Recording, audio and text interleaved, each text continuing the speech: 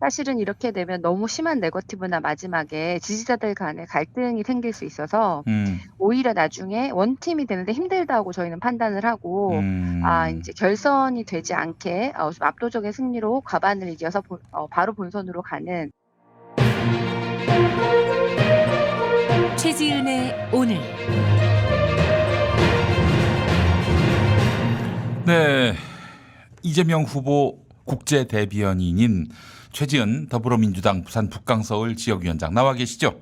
네, 안녕하세요. 최시은입니다. 네. 그 KBC 광주방송과 JTB 전주방송의 여론조사 결과가 나왔습니다. 8월 22일부터 23일까지 조사 결과인데 이건 좀 된 조사군요. 이거 진짜 최근 자료인 줄 알고. 네. 이게 근데 지금 홈페이지에는 이게 지금 첫 화면에 떠가지고 최근에 나온 줄 알았더니 이게 좀 된 네. 조사인데 하여간 호남에서도 지금 이재명 후보가 경쟁력이 있다. 뭐 이런 조사 결과가 나온 것인데 네. 어떻습니까? 지금 그 광주 전남 전북 지역의 여론은 어떻게 파악하고 계세요? 뭐 저희가 인제 대세이기는 한데 지금 네. 과반이 넘느냐 거기에 대해서가 지금 숙제로 그렇죠. 이 보입니다. 근데 호남에서 인제 예. 예. 본선 투표를 인제 저희가 경선에 과반이 넘으면은 결선을 하지 않으니까 그렇죠. 혹시 예. 결선으로 가게 되면은 뭐 음.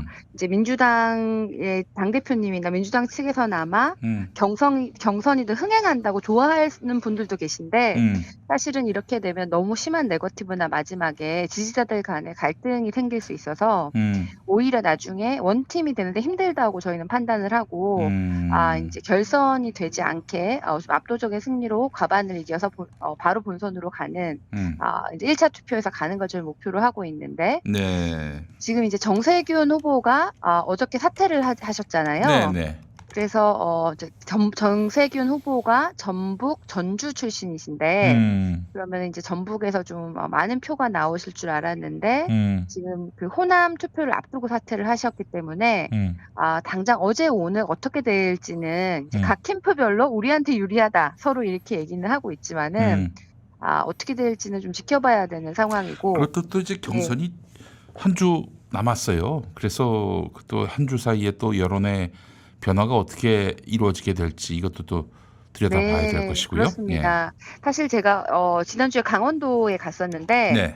강원도에서 저희가 지금 여태까지 여러 지역 중에서는 가장 큰 득표율을 얻었습니다. 55% 가까이 받았죠? 예, 55.9% 인가 그래요. 제가 알고 있기로는 그래서 네. 캠프에서는 네. 강원도는 여론조사에서 잘 잡히지도 않아서 네. 어떻게 될지 모르겠다. 여기는 정말 깜깜이다. 그랬는데 거기서 가장 많은 득표율을 보였어요. 예. 그리고 강원도 같은 경우에는 저희가 인제 그 현역 국회의원이 한 명도 없었습니다. 부산도 음. 사실 최근까지 그랬는데요. 그렇죠. 예. 우리가 보통 인제 조직에 대해서 뭐 국회의원이 몇 명 오고 뭐 지역위원장이 몇 명 오고 이렇게 조직을 인제 온다고 생각을 해 가지고 음. 강원도 같은 경우에는 뭐 우리 캠프에 안 계시니까 현역 의원이 음. '좀 힘들지 않나.' 이렇게 생각을 했고 또 그 정세균 후보를 지지하는 이광재 지사님이 또 강원도의 맹주시잖아요. 음. 그래서 걱정을 많이 했는데 음. 역시 이 코로나 상황에서 이뤄지는 이번 대선 경선이 음. 바람을 '조직이 이길 수 없다.' 음. 그리고 이 비대면 선거에서 지금은 '조직이 그렇게 중요하지 않고 국회의원이 몇 명인지가 그렇게 중요하지 않다.'라는 게 확인이 됐죠. 음. 그래서 강원도에서 이재명 후보가 뭐 여태까지 모든 지역 중에서 제일 음. 표가 많이 나왔다는 것이 음. 그 인제 그런 증거고 또 그 국회의원이 한 명도 없다고 하는 음. 추미애 후보가 지금 3 등을 해 가지고 그렇죠. 예예. 정세균 후보보다도 1차 그 선거인단에서 더 많은 표가 나왔다는 거는 음. 정세균 후보 쪽에는 인제 우리 또 훌륭하신 여러 국회의원이나 그 민주당의 그 선배님들이 많이 가 계신데 음. 지금은 사실은 바람, 시대 정신 이런 음. 것들이 더 중요하다라는 것을 한 번 더 확인시켜 줬다고 보입니다. 네. 그 이제 그 정세균 후보의 사퇴로 결과적으로 이제 이재명 지사의 대세를 주목할 그런 정세균 캠프 국회의원들이 많을 것이다 이렇게 보시는 거군요. 네, 뭐 실제로 뭐 전재수 의원 같은 경우에는 정세균 캠프 대변인이었는데 지금 이제 이재명 캠프에 음. 최근에 합류를 한 상황이고 그렇죠. 예. 저희 이재명 후보님도 정세균 캠 정세균 후보가 과거 당대표 시절에 음, 이재명 지사님이 이제 그때 당시에 당의 부대변인으로 계셨거든요. 음, 그래서 이제 정세균 선배님을 내가 모셨었는데 그 음, 주변에 있는 그 캠프 인사들도 다들 잘 모시겠다 이렇게까지 발언을 하셨습니다. 음, 그래서 저희는 이제 정세균 캠프와 같이 합류를 하고 싶어 하고 있고, 사실 오늘 이재명 지사가 전북 공약을 발표를 했는데, 음, 그때도 이제 그 정세균 후보가 우리 전라북도에서 그려왔던 그 꿈들, 그 약속들을 이재명이 지켜나가겠다. 음, 이렇게 말씀을 하셨고, 또 마침 오늘 전북의 그 시 군의원들이 이재명 후보 지지 선언을 했습니다. 그래요. 그래서 이런 흐름이 이어가고 있는데, 음, 사실 이제 그 호남의 유일한 후보가 이낙연 후보가 됐다는 측면에서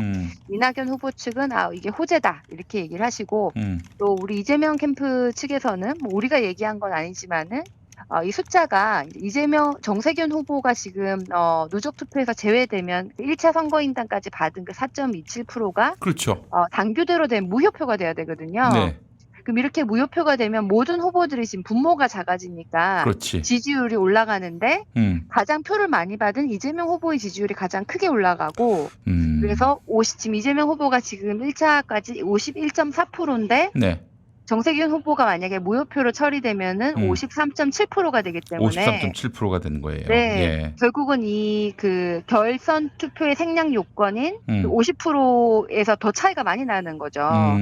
그래서 여기에 대해서는 뭐 어느 캠프의 유불리에 좀 작동을 할 수 있어서 이것은 뭐 사실 지금 당규로 보면은 그 20대 대선 후보자 선출을 위한 특별당규 59조에는 후보자가 중도에서 경선에서 사퇴할 때 무효표를 하는 게 맞다라고 써 있지만 민주당 선관위에서는 이걸 좀 더 좀 조심스러워 해가지고 이걸 정부 중앙 선관위의 유권 해석을 의뢰한 상태라고 합니다. 당원 당규를 그렇게 만들어 놓고 왜 또 이제 와서 또 그걸 풀어봅니까? 그거 네, 참. 뭐 이렇게 뭐 이 유불리를 떠나서 저희는 이제 호남에서 최선을 다하겠다.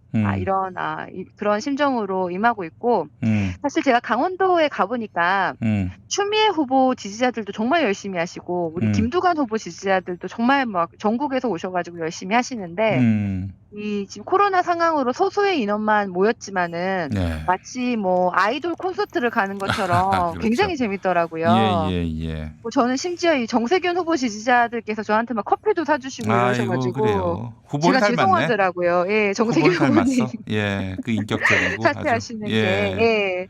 그런데 이게 지금 뭐 과거에 체육관 시절에 체육관에서 이제 경선했을 때는 정말 많은 사람들이 모였다고 그러는데 저는 코로나 와중에 정치를 시작해가지고 아직 그걸 본 적이 없습니다. 그래서 이제 좀 빨리 코로나 상황이 좀 종식돼서 그런 경험을 같이 하기를 바라고, 이미 뭐 저는 이번 강원도만 해도 BTS 콘서트를 가는 기분이 들었습니다. 네. 그래요. 알겠습니다. 자, 네.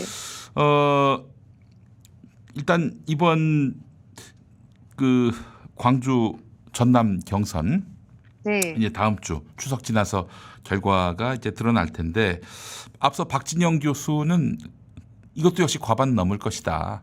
광주 전남의 그 민심, 또 전북의 민심은 이 아주 훨씬 그 수준이 높기 때문에 조직세는 먹히지 않을 것이다. 이렇게 보고 있더라고요. 그 조직세는 좀 어떻습니까? 지금 이재명 지사 쪽에서는 많이 힘들죠? 뭐 근데 우리가 강원도나 부산이 더 힘들었거든요. 국회의원이 이제 강원도는 하나도 없었고, 부산도 거의 지역위원장까지 합쳐도 별로 없었기 때문에 오히려 호남은 그래도 몇 분이 계세요. 뭐 민영배 의원도 계시고 뭐 여러분들이 계셔가지고 오히려 숫자로 보면은 호남이 밀리지는 않는데 저는 그 호남의 그 시민의식 굉장히 전략 투표를 하셨고 그동안 과거에 노무현 대통령이 호남에서 이렇게 이긴 다음에 그 당시에 뭐 호남 출신의 다른 의원들이 있었지만은 호남에서 광주에서 노무현을 이제 처음에 이기게 해가지고 노무현이 대통령까지 되는 그 과정에 계셨던 분들이 계시기 때문에 그 시대 정신을 잘 읽고 그 민주당이 가장 승리하기 좋은 방안으로 전략 투표를 해주실 것이다. 네. 이런 믿음이 있습니다. 예, 알겠습니다. 그 현직 도지사기 때문에 예비 후보 등록도 못하고, 그래서 뭐 공보물이니 이런 거 못 보내잖아요. 근데 네. 저쪽은 뭐 이낙연 쪽은 어마어마하게 보내나 봐요. 예. 네. 그런데 그럼에도 불구하고 음.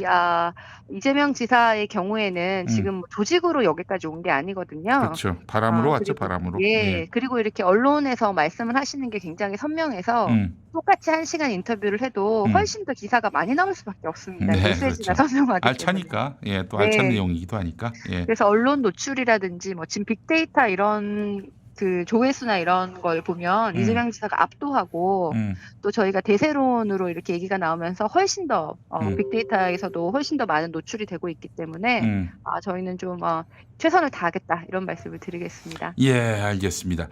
자, 이 문재인 대통령이 곧 이제 또 방미를 하죠. 네, 예. 19일 날 네. 3박 5일 일정으로 이제 그 유엔 총회 때문에 네. 뉴욕에 먼저 가시고 예. 그다음에 이제 한국전에 참전했던 유해를 상호 인수식을 가지기 위해서 호놀룰루를 방문하실 예정입니다. 하와이. 네. 예. 바이든 대통령하고 회담을 할까요? 그건 아직까지 결정은 안 됐는데요. 다만 이번이 이제 남북이 유엔을 동시 가입한 30주년이기 때문에 한반도 평화 프로세스의 재가동 의지를 좀 확실하게 밝히실 것으로 알고 있고 또 유엔 총회 기조연설 때 이제 지속 가능 발전 뭐 이런 얘기도 하실 텐데 양자 회담도 뭐 바이든 대통령을 필요해서 지금 아직까지 결정은 안 됐지만은 준비를 하고 계신 걸로 알고 있고 또 방탄소년단도 또 대통령 특사로 함께 참석을 한다고 합니다. 그래요. 네. 알겠습니다. 만난다면은 아마 네. 뭔가 대북 관계와 관련한 상의가 있지 않겠는가 하는 그런 생각도 들고 그런데 네. 좀 뭔가 좀 남북 관계가 한반도 문제가 좀 빨리 뭔가 좀 진도가 나갔으면 좋겠다는 생각이 드는데 참 맞습니다. 네. 타포 상태가 너무 길어지는 것 같아서 좀 안타깝습니다. 예. 사실 지난 봄에 문재인 대통령께서 워싱턴 방미하셨을 때 바이든 대통령과 이 정상회담에서 우리 바이든 행정부가 이제 처음으로 북한에 대한 대화 의지를 굉장히 많이 밝혔고 그리고 뭐 한국의 미사일 주권 문제라든지 그래서 많은 진전을 이루고 오셨잖아요. 네네. 다만 이제 그 이후에 우리는 문재인 대통령 임기 내에 한미일 정상회담이라든지 아니면은 뭐 북미 정상회담이라든지 아니면은 남북 정상회담 이런 이벤트나 그런 이제 좀 전진이 있기를 바랬는데 지금은 조금 조용한 상황이고 사실 아프간 난민 문제라든지 다른 현안들로 지금 미국이 좀 정신이 없어 보여요. 네. 그래서 아프간에서 철수했던 것에 대해서 바이든 대통령의 지지도도 좀 많이 떨어져 있었고 또 지금 미중 갈등이 더 심화되면서 오히려 대만이 더 중요한 존재로 계속 지금 미국에선 부상이 되고 있고 북한의 중요성이 조금 좀 잊혀지는 면도 있다 이런 생각이 드는데 어저께 북한이 신형 장거리 순항 미사일을 시험 발사했습니다. 네네네. 어떤 유엔 결의 위반입니까? 어떻습니까? 이거는 뭐 사실 북한의 신형 장거리 중앙 순항 미사일은 대륙 탄도 미사일과 다르게 대북 제재 대상은 아닌 걸로 알고 있습니다. 우리도 수도 없이 해요. 네. 우리도 그런 식으로 미사일 쏘는 거는 수도 없이 훈련을 통해서 하는 일입니다. 그래서 이걸 뭐 적당히 이렇게 보는 것은 좀 무리인 면이 있는데, 예. 네. 다만 이제 대통령께서 지금 유엔 총회 기조연설을 앞두고 미사일을 발사하는 바람에 좀 연설 수위라든지 이런 것은 좀 저희가 고민이 되고 사실 이 시험 발사 관련해서는 좀 우리가 신중하게 좀 대응을 할 수밖에 없는 상황인데 사실 이 북한과의 대화나 관여나 외교가 좀 시급하다. 네. 이것을 좀 잘 보여준 일이라는 생각이 듭니다. 저희가 지금 좋은 희망을 많이 품었지만 네. 사실은 해결된 것이 없는 상황에서 이렇게 시간이 흘러오다 보니까 바이든 행정부 출범하고 한미 정상회담 있고 우리가 많은 기대를 했는데 조금 더 우리가 더 잘 풀어나가야 된다 이런 것을 보여주는 것 같고 예. 알겠습니다. 예.